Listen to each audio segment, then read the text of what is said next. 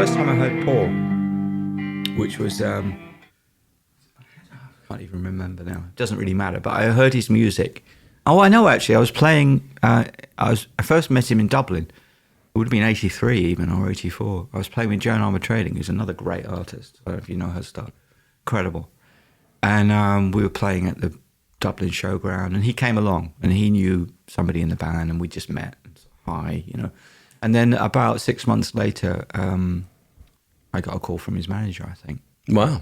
And Paul's looking for a bass player, and I just loved his music. Great, fantastic. And that's how I ended up working a lot in Ireland, and then producing a couple of records of his. Which in a way, he took a chance on me, you know. I think, you know, I wasn't like a big name producer. I guess I was cheaper. No. I was, you know, because it was the era of the big name producers, and you know, the thing is, could you afford those guys? You know, right, because they were like, well, yeah, I'll do that. You know, that'll be 20,000 a track. You know, and I was like, I'll just do it. Yeah, you know, yeah, no, I'll do it. You know, so I wanted to talk about the one record I did. I forget how many records that Paul Brady did in that era, but there seemed to be there's quite a lot. There's quite a lot. I'm on quite a few of them, and I produced 2 of them. So yeah, I couldn't figure out on I think it's called Back to Center. Oh yeah, that was the first one I produced. Yeah, you did produce that. Okay, yeah. You also played bass on that. Yeah, and some other bits probably, but yeah, mainly bass. Yeah. Okay, yeah. So I wanted to talk to you about that process as far as when I looked at, like, I don't know if it matters to you, but I'm always fascinated by people that you seem to equally produce as much as you do perform on albums. And is it a different process for you depending on what you're doing, number one? And were you co-writing anything in there, or is this simply a matter of orchestrating the sessions? I wasn't co-writing because Paul's very much a songwriter. So he comes in with a song, generally speaking. I mean, it might be the odd line that's not quite finished, but he's very good at coming in, you know, unlike some people, you know, he's got the song. And it'll be great, you know, it'll be a great lyric, and he's got very strong ideas about how the harmonic movement happens, and which is great. So, but he was also very open to treatments, because he'd come from a folk music background, Paul, and you know, he was a pure folkie actually for many years, and he took some stick from his fans, certainly in Ireland, when he started making kind of more so-called rock albums.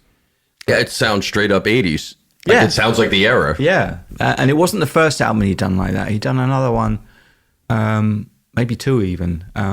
But that was, it was I mean, people tell me, it's hard for me to know when you're really involved with something, but people tell me it was a kind of a real breakthrough album in Ireland. I think it was number 1 in Ireland for a while.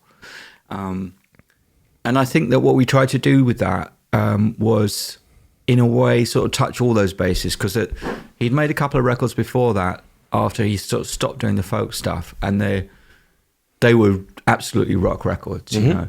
But on Back to the Center, there's stuff there's actually a track called Homes of Donegal. I don't know if you listen to that. I don't think I'm. Yeah, that's a real kind of like a folk song. Oh, okay. But and there's other stuff on there, but it was like we were trying to kind of walk that line, you know. Mm-hmm.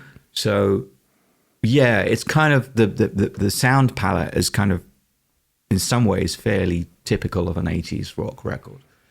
But actually what's going on is I don't know how much that comes over, but it's a lot more subtle than that. And it did get some awards. I think it was Album of the Year that year in Ireland. Oh, wow. And we were pretty pleased with it, because the making of it did get a little complicated. There were other producers involved, which didn't quite work out for various reasons. And so I ended up sort of just kind of holding the baby. Okay. So I think it says on the album overall production, you know, but I mean, I did kind of produce the record. And some of the stuff I was able to do from scratch, you know, and just get the musicians in and just work. And some other stuff was like maybe a third finished, or, you know, even maybe half finished, a couple of tracks. And then we had to figure out what to do with that, you know, because Paul was like, well, I really like that vocal, or I like that, you know, I don't want to lose that. And of course, this is pre-digital. So we were talking about tape. Yeah, You know, and that was it. There was nothing significant digital at all at that stage, other than things like emulators and stuff, which was a sampling keyboard. So, you know, if you liked something, you were going to use that piece of tape, you know, and figure out how to work with it. So, so it was a really interesting project.